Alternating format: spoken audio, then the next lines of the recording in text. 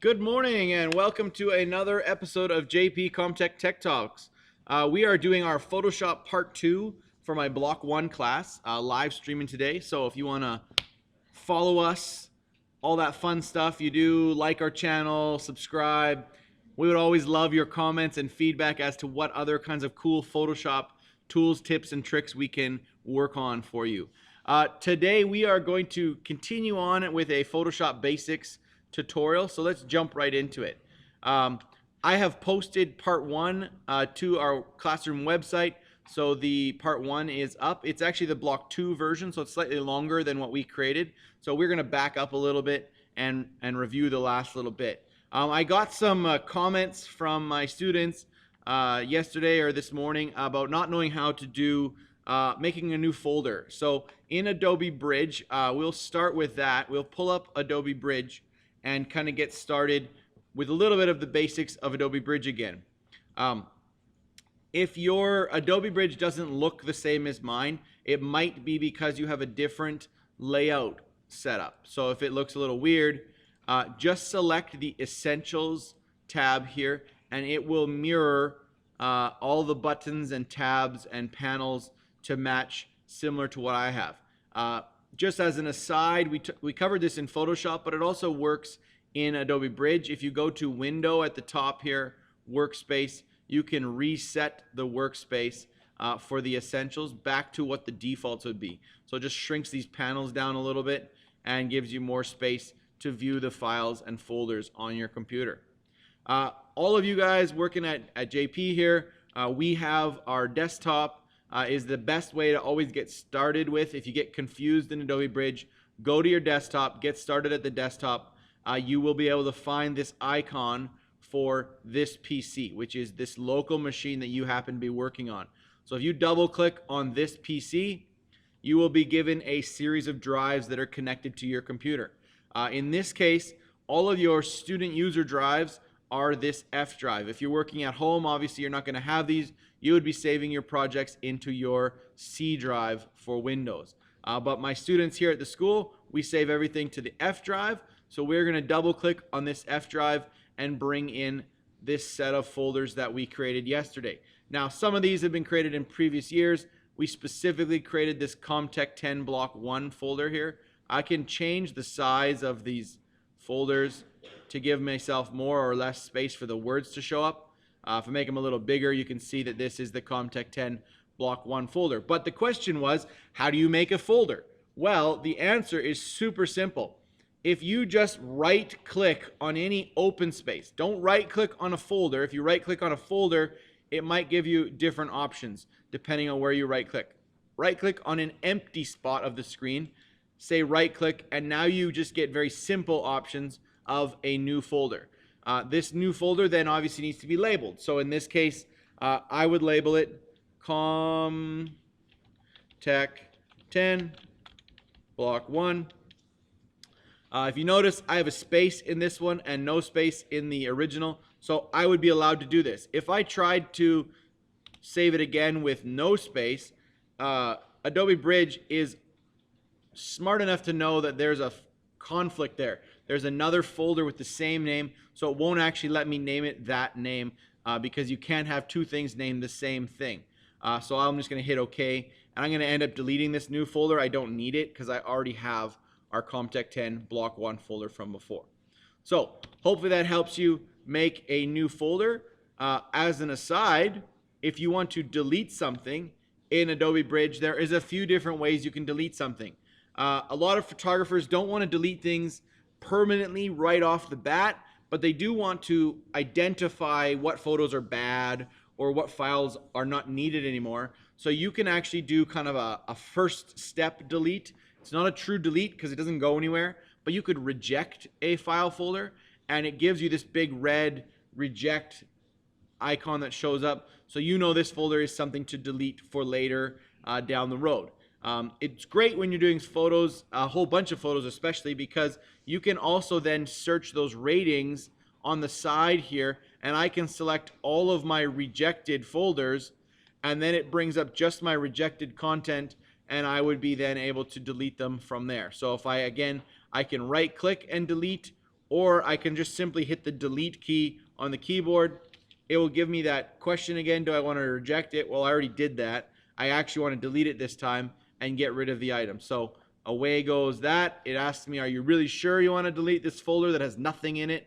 And I am really sure I want to get rid of this folder with nothing in it. So I'm going to hit OK, and away goes that folder. Now it looks like I have nothing and I've deleted everything, but that's because I have this rejected rating selected. If I go to no rating, all my other folders will show back up again.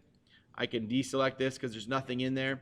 And now we can get started into our files. So if you have saved your download photos, if you downloaded them and you saved them to the folder like myself, you would click on the Comtech 10 Block 1 folder. You'd go into your Photoshop Basics, and you should see all the images we were working on yesterday. So we have our original acne confidence photo, and then our edited photo for image 1, and then we're going to work on some different stuff.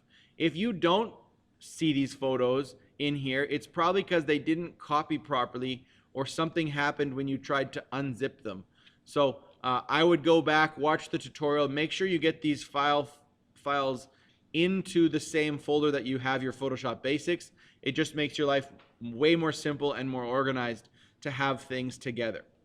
Okay, so for today's next thing that we're going to work on, we are going to talk about using selections and adjustment layers to create effects in our images. So we are actually just going to double click on this John Wall edited image here with the big number at the beginning, 2009.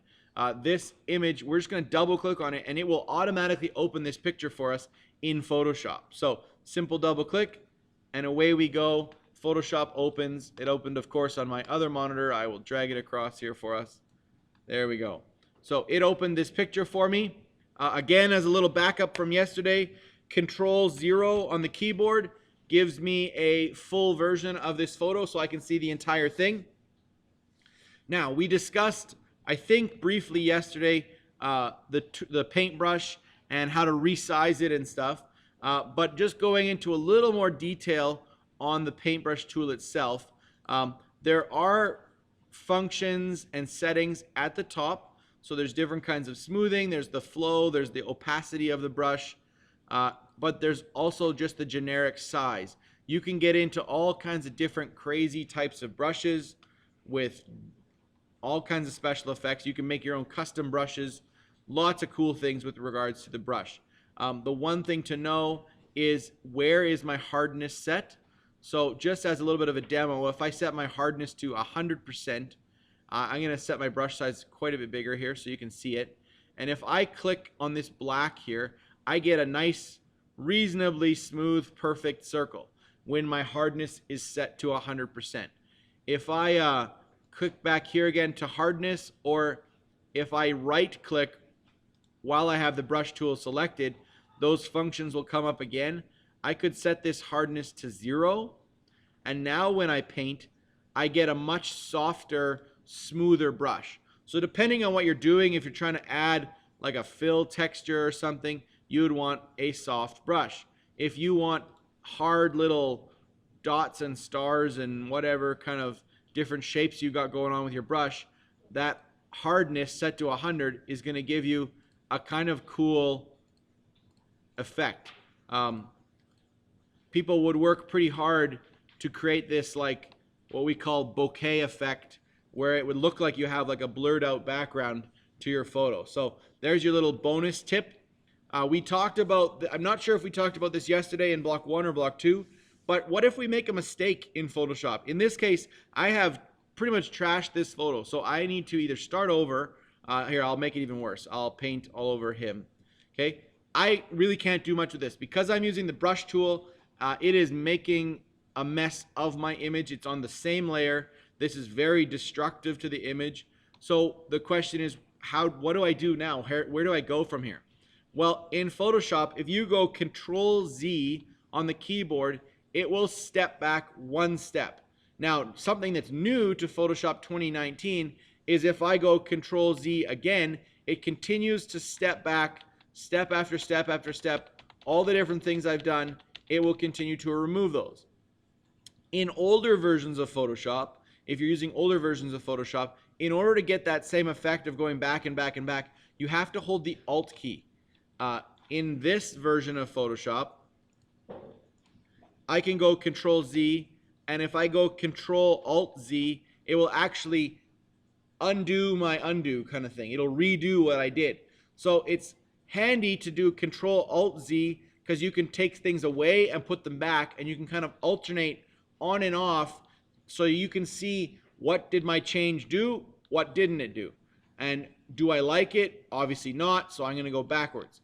But it's kind of nice to have the regular Control Z like every other program you use on a computer. The more times you push Control Z, the more steps backwards it goes. So they've aligned Photoshop by default with the other programs in the Adobe world, as well as all your regular Microsoft and all these other programs that Control Z just keeps making you go backwards, backwards, backwards. Okay? We are going to create what's called an adjustment layer. This adjustment layer is found here. By default, I think your libraries is the one that's shown. So you would need to go to Adjustments, and then you would need to go to the Hue and Saturation Adjustment Layer. There's a whole bunch of other adjustment layers that do fun and crazy things, but for today, we're just focusing on the one because I know that this does exactly what we need it to do. So if I select this Hue and Saturation layer,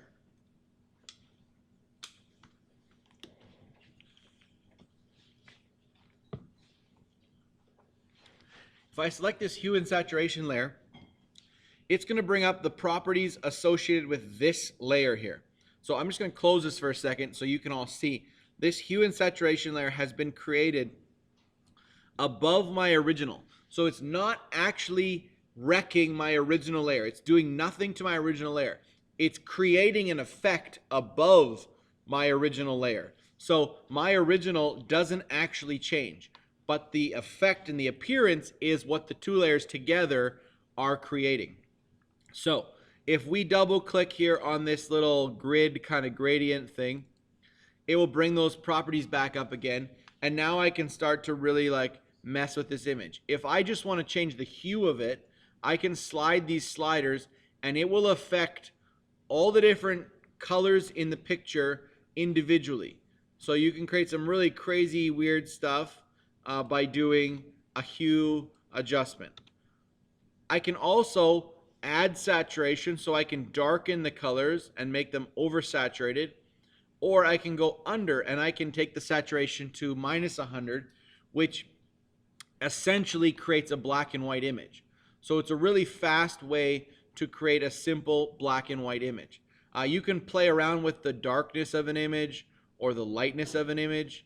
It tends to create this, when you're working with flat layers like this, it tends to create a weird effect. You get like this washed out kind of white look. If you get too high or if you go too dark, you may not see the image very well. So be aware of what you're doing. Use the lightness and darkness sparingly. The colorize button at the bottom here is super cool. When you select that, now it gives you this whatever hue you choose, but it blankets it across the whole image, so things are consistent now. So the skin tones match the jersey tone, match the basketball, etc., etc. So if you want kind of like a cool vintagey, like sepia tone kind of look to your image, that's how you would do it. You would adjust you'd click the colorize, and you would make those adjustments. There's other crazy stuff you can do as you get into the different custom presets and stuff, but for us, for today, just knowing how to use an adjustment layer to plunk it over top is what we want to learn. Obviously, this sort of stylized black and white look is cool. So I've got 0 for hue, 0 for lightness, but the saturation I've gone to -100. It gives you this neat kind of black and white effect. Well, what if I want to have just a pop of color? Maybe I want to have the basketball still being seen. Well, this adjustment layer creates, by default, it creates a layer mask is what it's called. So if you can imagine yourself going to a Halloween costume party or whatever, and you're wearing a mask, in order for you to see, you've had to cut some holes for your eyes to be able to see through that mask.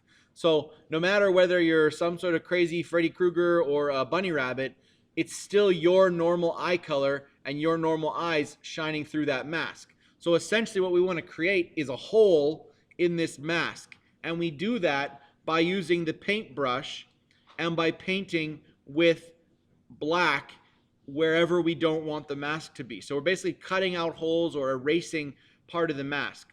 Now, in order for it to work, you have to select that layer mask thumbnail. So just click on the little white box.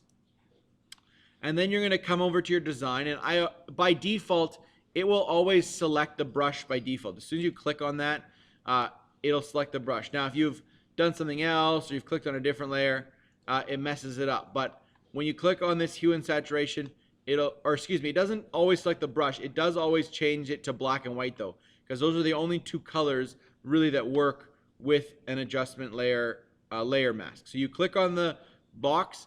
I would need to find my brush tool wherever I had left it. It'll have whatever the last set of settings I used are.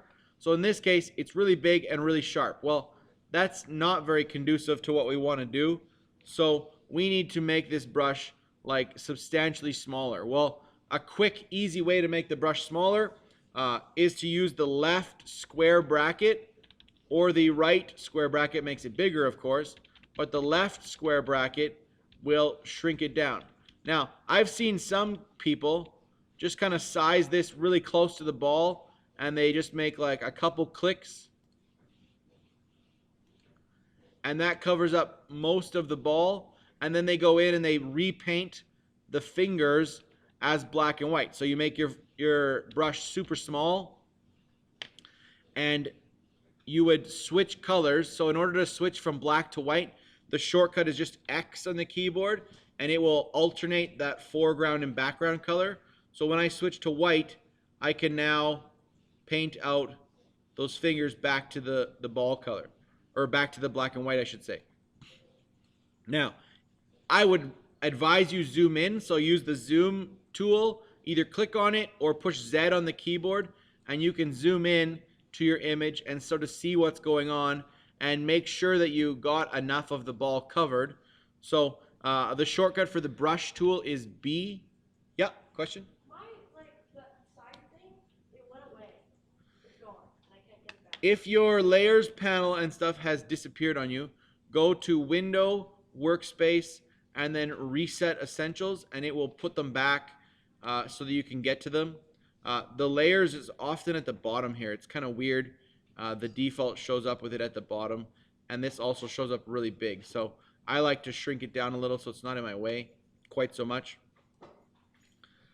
Of course, it doesn't want to work now when I'm trying to do it properly, but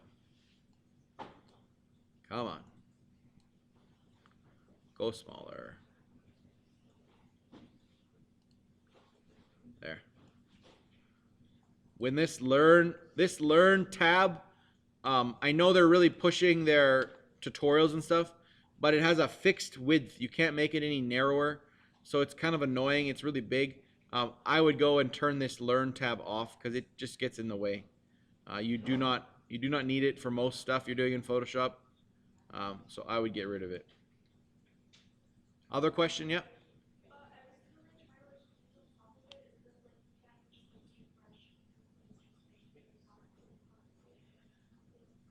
Okay, if you created a new document, so if I was to go new document and I created this photo, or here we go, print. If I had a new document and I had gone file, place linked, and placed this image into this picture, excuse me, it's now considered a smart object. So when I do my adjustment layer and all that jazz, or wait a minute, you said it's not letting you paint?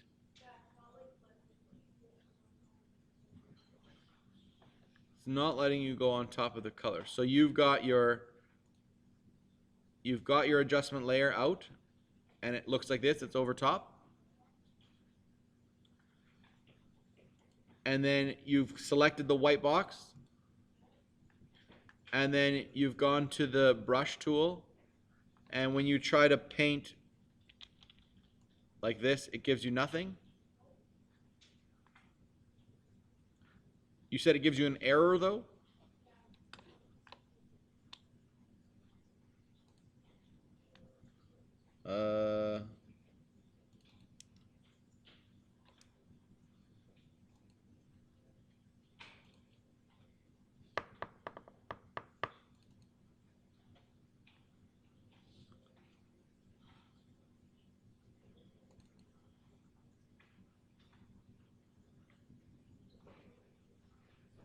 Oh, okay. For starters, delete the top. Yeah, you get rid of that. Now that you have one, you have like, you don't have the brush tool selected. You have like, underneath the brush tool is like this weird color replacement tool. That's not the brush tool. You need to select the brush tool.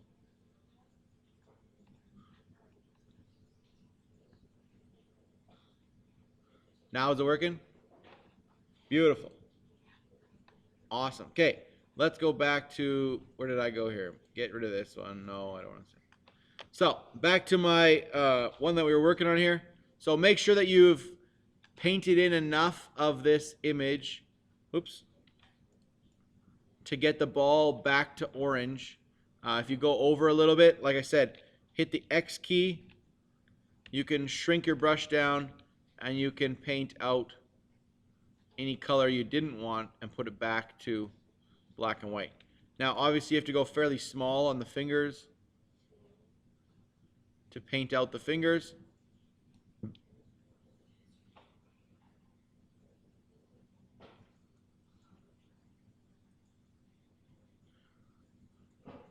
But shouldn't be too hard. Now, a cool trick when you're zoomed in on a photo like this, rather than having to zoom out and move over and then zoom back in again, you can hold the space bar on the keyboard and it will bring up this hand tool.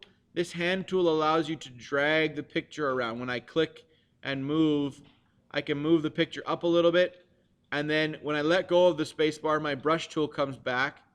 I can do more brushing.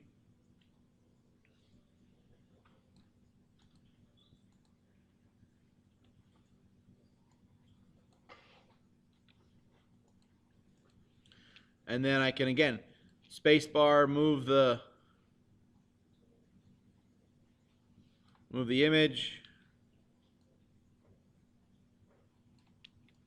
here. And I'm just using that X key on the keyboard to go back and forth between my brush tool colors, whether it's black or white, depending on whether I want more image or less, or excuse me, more color or less color.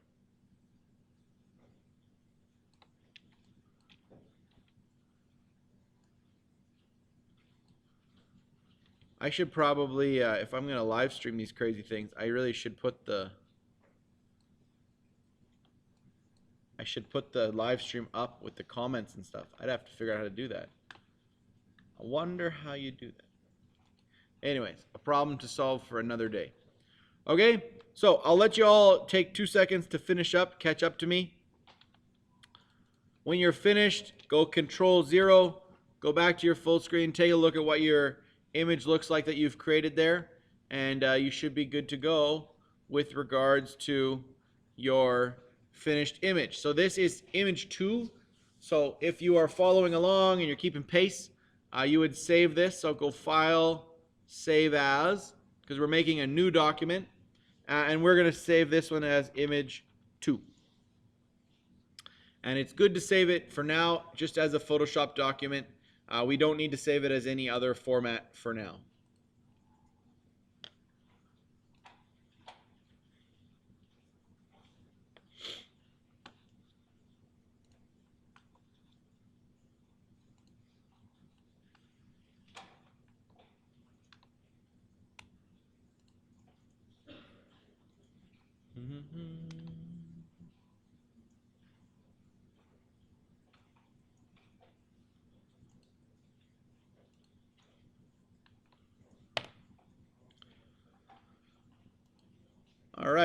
So let's get into image 3 now. We're going to go with a file new document again. So we're going to go file new document. This time we're still going to use the print setups, the generic print stuff, but we are going to do a landscape orientation. So we are going to select this little button here that changes our width and height to landscape, and we are going to hit create, which should give us a wide white document starting with.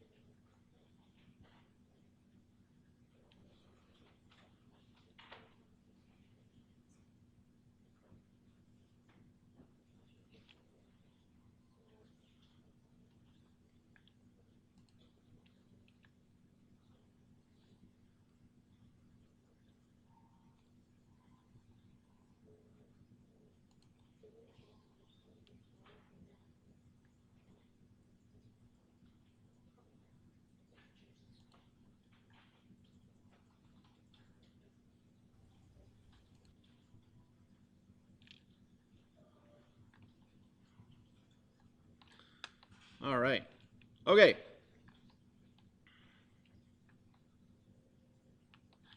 Here we go.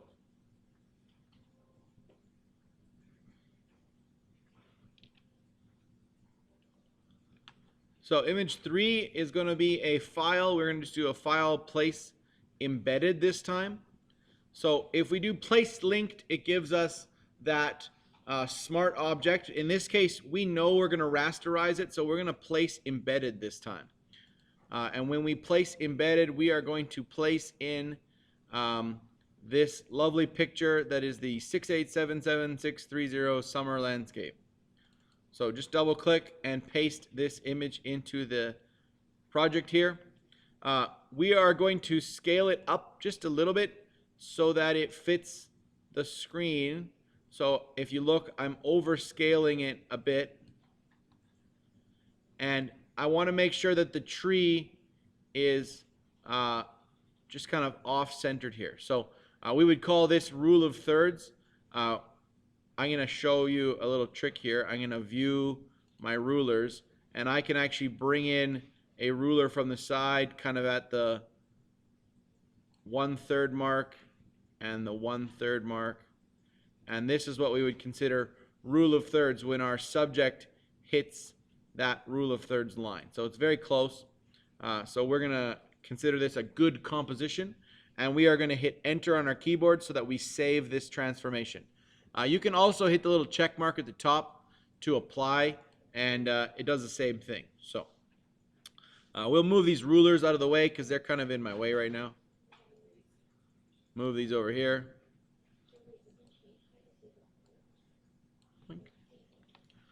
So we have this beautiful picture of a tree, and right now we like the look of it, but we want to add another tree to this image.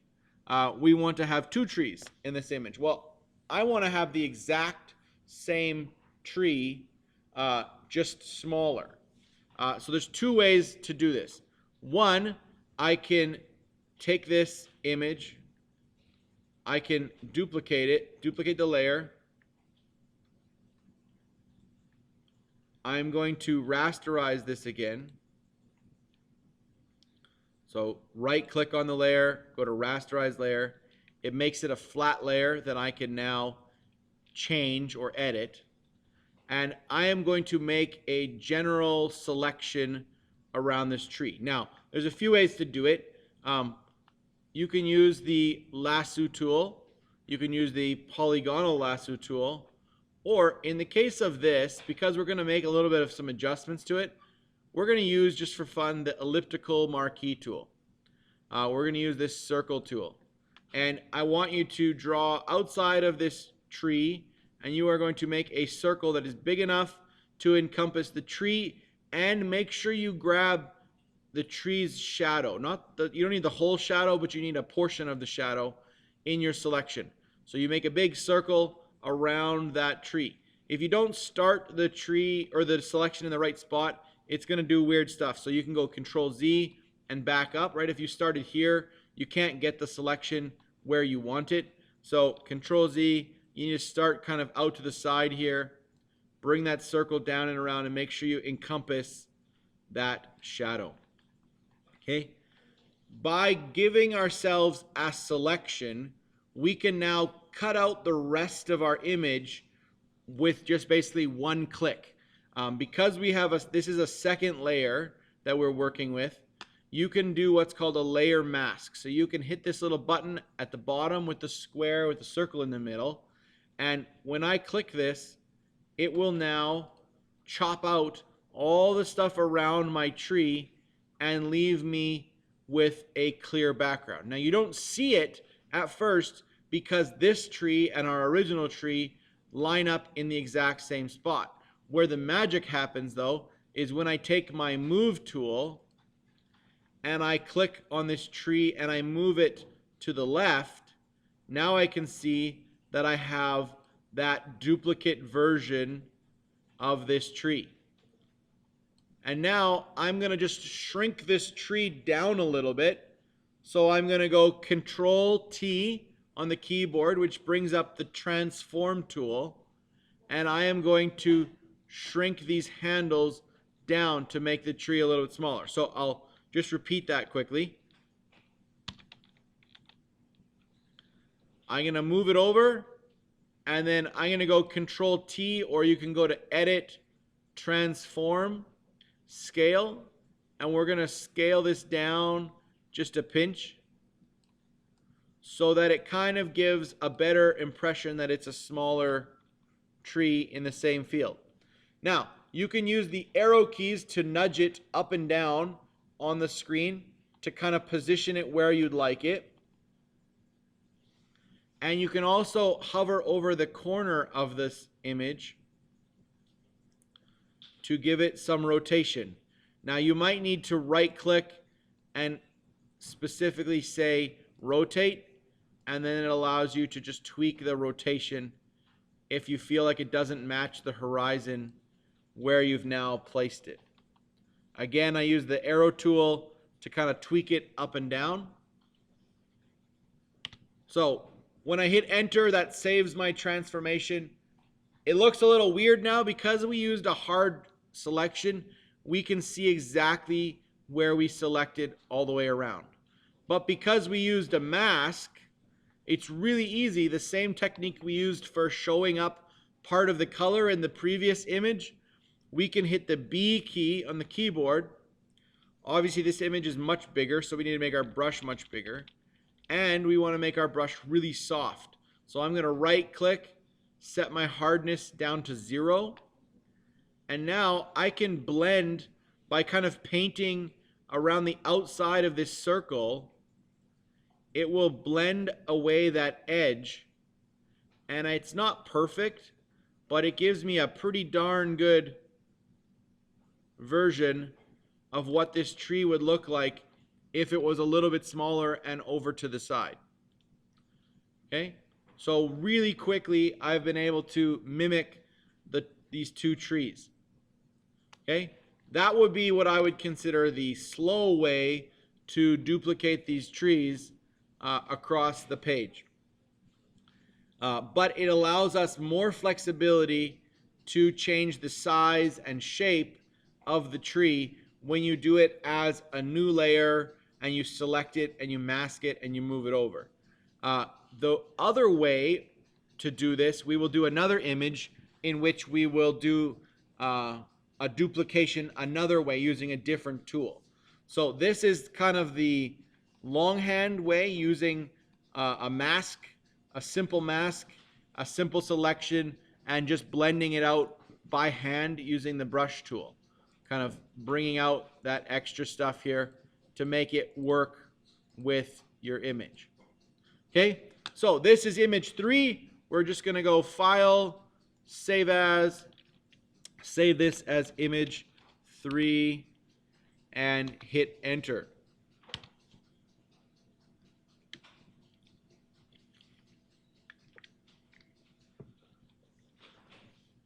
All right. So that image is set aside. We can close this image 3 that we made. If you didn't already do so, you can close image 2 as well.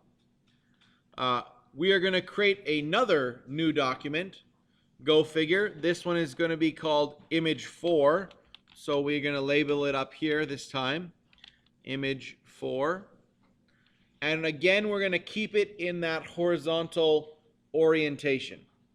So when we hit create, it's going to create our new document for us and label it image 4 already.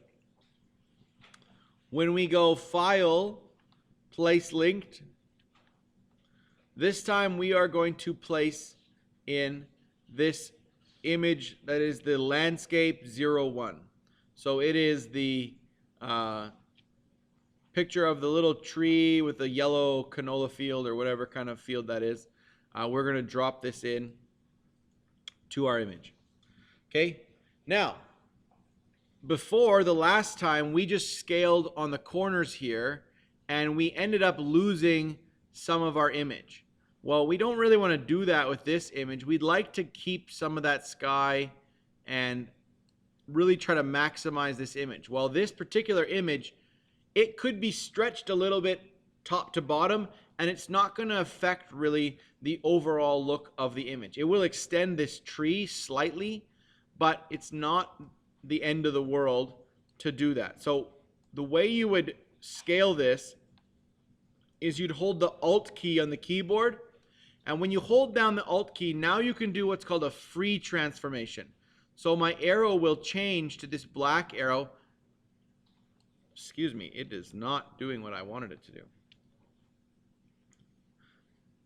Okay, that's really cool. I didn't even know that it did that.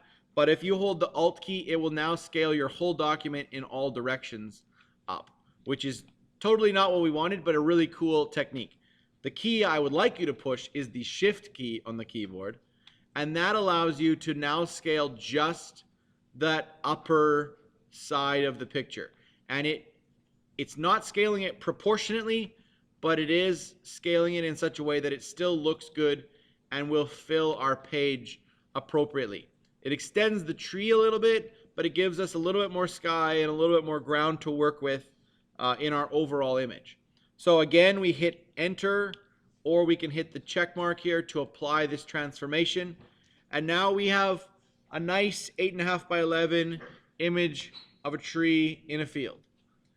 If I wanted to have multiple trees, this works well with, I don't know, cloning different kinds of patterns or whatever. We are going to use what's called the clone stamp tool. Now the clone stamp tool, if we select it and we try to use it right off the bat, it's going to give us some weird error. It's going to say, could not use the clone stamp because the area to clone has not been defined. You need to click Alt-click to define that point.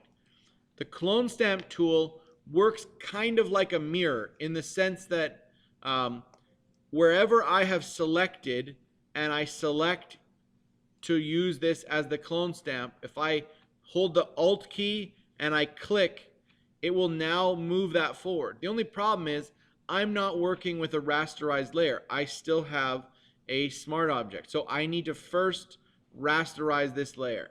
So we're going to go right click, rasterize layer, and now if I Alt click, I could start to paint and the tree would show up. Now this is incredibly clumsy the way I'm doing it because I have the tiniest little brush and it's not very conducive to doing this. So I'm going to just Control Z. If I make my brush much bigger, say for example about the size of the tree, and I also make it not super hard but not super soft, say try going for 50%, I can now very easily select, so when I hit the Alt key, it allows me to select the middle of this tree. And now when I move my brush, I magically have another version of this tree. Now, it's not perfect. If I don't move it just a little bit in a circle, I won't get the detail out of this tree. Like I said, you may on certain occasions need to adjust. This hardness thing needs to be set to 50%. And the reason being is if it's super hard, there's too much of a feather and you don't get enough of your image coming through. So I'm going to go back to here, click again. I've got my 50% brush this time, which allows me to basically click one time and get the image. Now, if my brush is too big, so I need to shrink it down a little bit, if it's too big, it's going to do weird things and it's going to actually show up the next version of the tree as I'm trying to paint. Or in this case, it kind of half painted the next version of the tree. So be careful.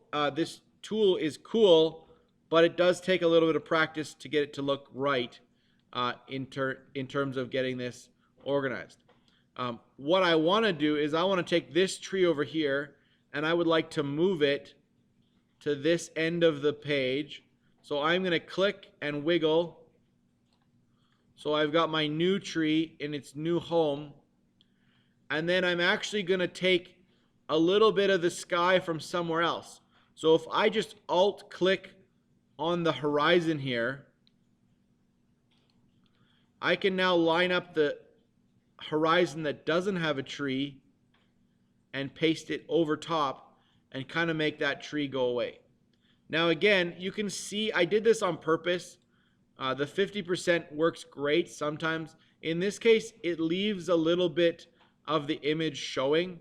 So if you can do it with a nice soft brush, it is ideal because now you're working with a really soft blended image. So again, if I go Alt, click on the tree trunk, I can move this tree almost anywhere that I want on the screen. I repaint the tree, and now I Alt click the horizon,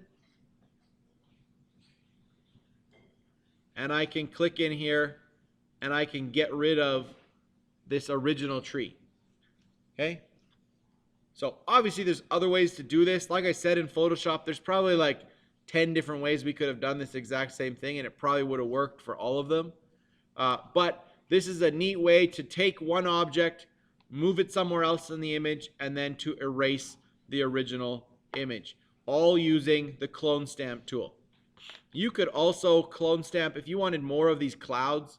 You like this big puffy cloud here, you can Alt click in the sky.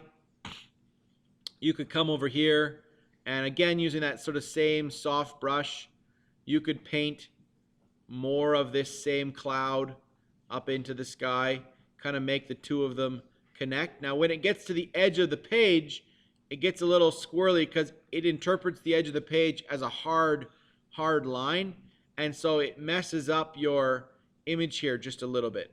So you'd have to come up with a way to blend those out. So as you're painting, make sure you're not going too far and creating an edge that's a noticeable edge. And it helps to kind of click multiple times as opposed to one solid stroke. Every time you re-click, it interprets where that starting point is and then copies that across. Okay?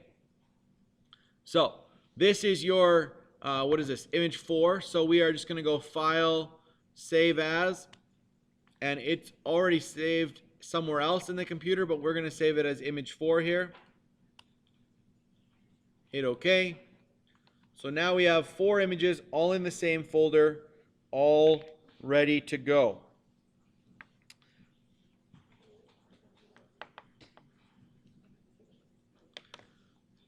The last couple versions here, we're going to go again. This time we're going to keep, actually we're going to just open up a new file, a new picture. So we're just going to go File, and we're just going to say open. And we are going to open image number 3 here, or this 3.jpg. When we click on this, open this up, we'll just double click. It opens up. It's got this giant brush going on that's not needed. So I'm just going to click on my move tool for now so I can point around. Obviously, this is kind of a mediocre picture at best, but it's really terrible because there's a flash stand in the middle of the grass here. So we can clean this up really simply by what's called by using a tool called Content Aware Fill, and this is really easy to do. What I'm going to get you to do is to duplicate this layer just so we can compare and contrast the original versus the fixed version. So drag this down to the new layer button at the bottom, and it will create a copy of that layer. So now you have 2 layers, and we can work on the top layer here, and the background layer will be unedited for us to refer to later. This tool is super, or this technique I should say, is super simple. It doesn't always work. I will preface this by saying it doesn't always work. It has to be a picture that is very simplistic like this, where the stuff around the object you're taking out is really easy for the computer to interpret. You're going to use the lasso tool, and you're just going to click on that, and then you're going to draw a oddly shaped box, or shape I should say, around this lighting stand. And when you get back to the beginning, you're going to get what we call the marching ants, this little dotted line that chugs its way around the image. Okay? From here, it's crazy simple. You just simply right click, and you're going to say fill. And when you go to the options here, there's a bunch of different options that will pop up. In certain situations, you might want to fill it with the last thing you did, with a pattern, with gray, with foreground color. In this case, we are going to do a content aware fill. So when I select OK, it will now take a look at the items around it, and it will fill those in and make an interpretation for you so you can see what happened. Now, if you just click off of here, so Control D will deselect that selection that you had. You can use the eyeball here to toggle on and off that deal. Now, it made a little bit of a mess of the grass.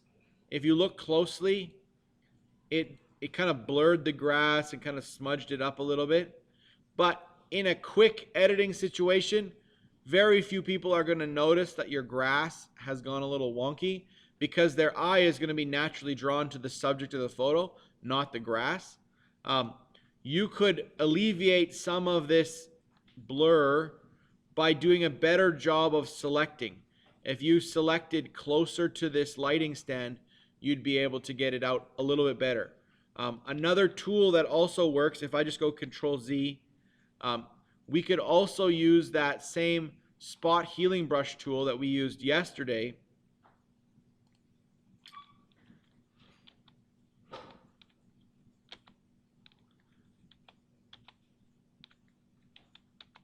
Oh my goodness, how many times did I do this? There we go.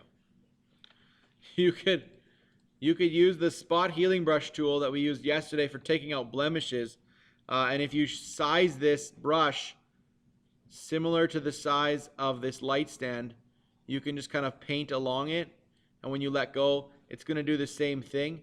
It does a little bit better job because it's more accurate in the sense that it's looking for specific blemishes that are different, or specific tones and shapes and shadows that are different from the generic image.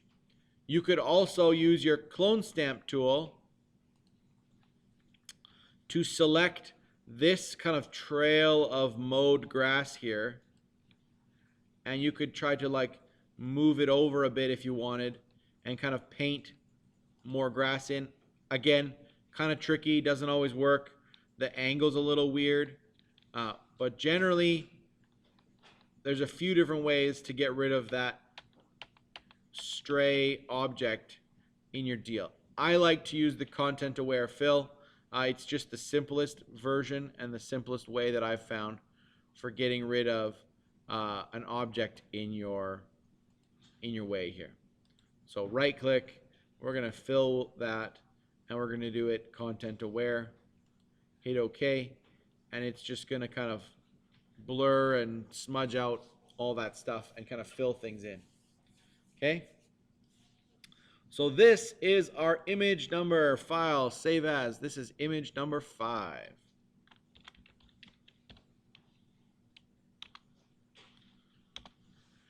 And last but not least, image number 6.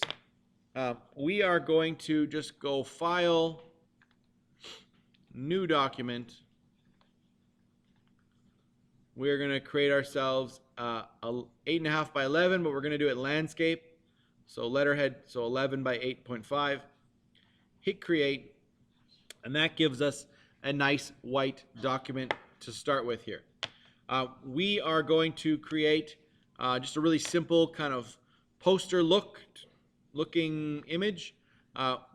We don't want this background to be white. We would like to make it a different color. In this case, there's a few different ways you can do that. You could use the gradient tool. You could take the gradient tool, you can drag it across, create a gradient across your image. You could also click and hold and go to the paint bucket tool. You can paint the background if you've got a blank background layer to paint. If you don't have the ability to paint on the background layer, depending on what you're doing, you can also create just a rectangle tool, and you can basically create a shape that goes the length of the background. Now, by doing that, it will create a new layer with its own custom properties. Because you've created a shape, I can now double click on this, or excuse me, single click on this, and pick the color that I choose. So I'm going to pick this kind of crazy purpley pink color, depending on your monitor. And that is what we are going to go with. This pink color, if I had the box smaller so you could see the edges, you could give it a stroke, you could do a bunch of different things to this box. But in this case, it's the fastest way that I know of to just create a blank layer that is a full new color. So I've essentially created a new background just above my old background. Okay. I am then going to go File, Place Linked, and I'm going to place this image 2637 of this girl jumping. There is a few interesting things that we want to talk about. You could go through and take out this background in a much more specific fashion than what we are going to do right this very second, but it's a little trickier, a little harder to do, and it doesn't always, well, it works the way that you do it. It sometimes works if you've got the right setup for your image. The right tones, the right contrast, all that kind of stuff. There's a lot of things that have to work properly. If we want to just create like a fun kind of stylized poster, and we're not as concerned with the exact cropping and taking out the white background, we will do it this way. So just as the image comes in, hit enter. This layer now has its own functions and properties. So if we go to this little drop down box here, there is a number of different ways that we could blend this layer with the background. You can obviously select specific ones, or you can also specifically select, or you can just click, and then once you click on one of them, you can use the arrows up and down on your keyboard to kind of toggle through the various different options to see what looks good and what looks really weird. So you could create this kind of like a negative effect.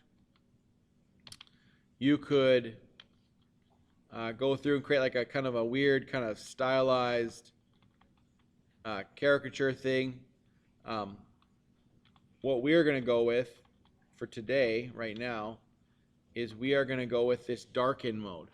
And what that does is it gets rid of the white and just creates this image as kind of like a cool background overlay image. Okay?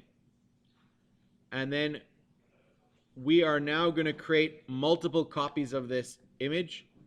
So we are going to use the Alt key on the keyboard, and if I hold the Alt key and I drag this picture forward, it will make a copy of this image. So I want to create a copy something like this, and I'm going to go Alt copy again and make another one kind of coming off the page here.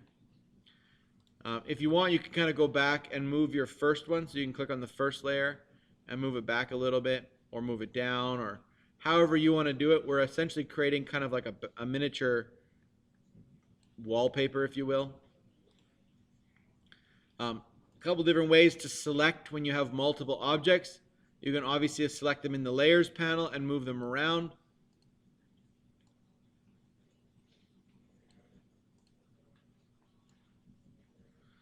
There's this weird thing in the new version of Photoshop that it automatically selects the like top layer.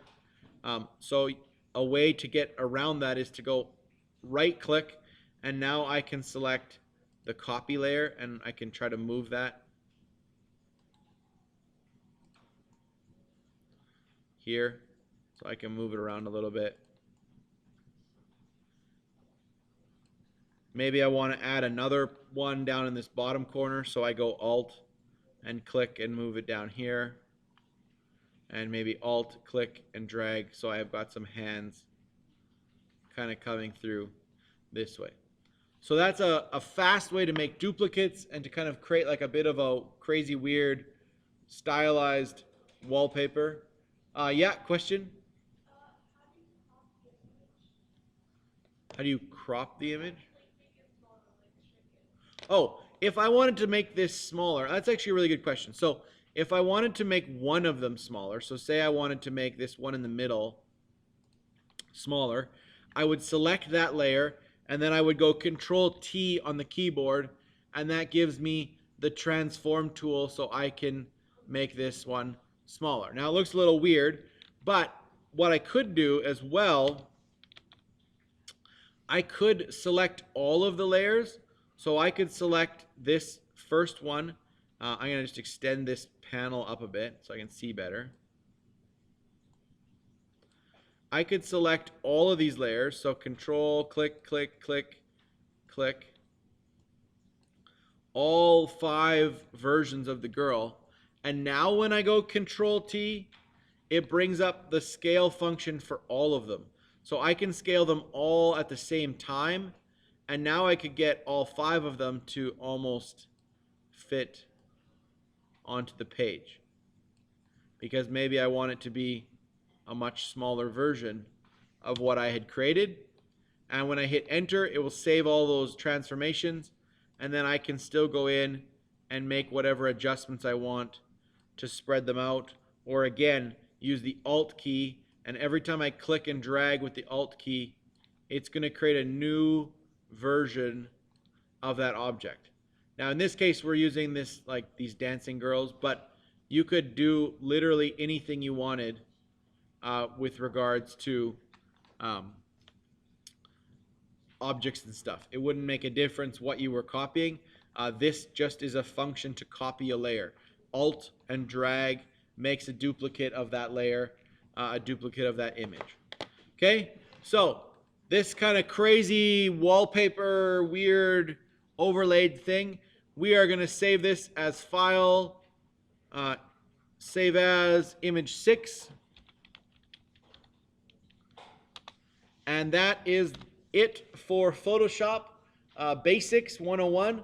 Like I said before, subscribe, like our channel, send me comments, send me questions, all kinds of stuff. Always helps us get better and more efficient tutorials for you guys. We will see you tomorrow and talk about the basics of InDesign. Have a good time.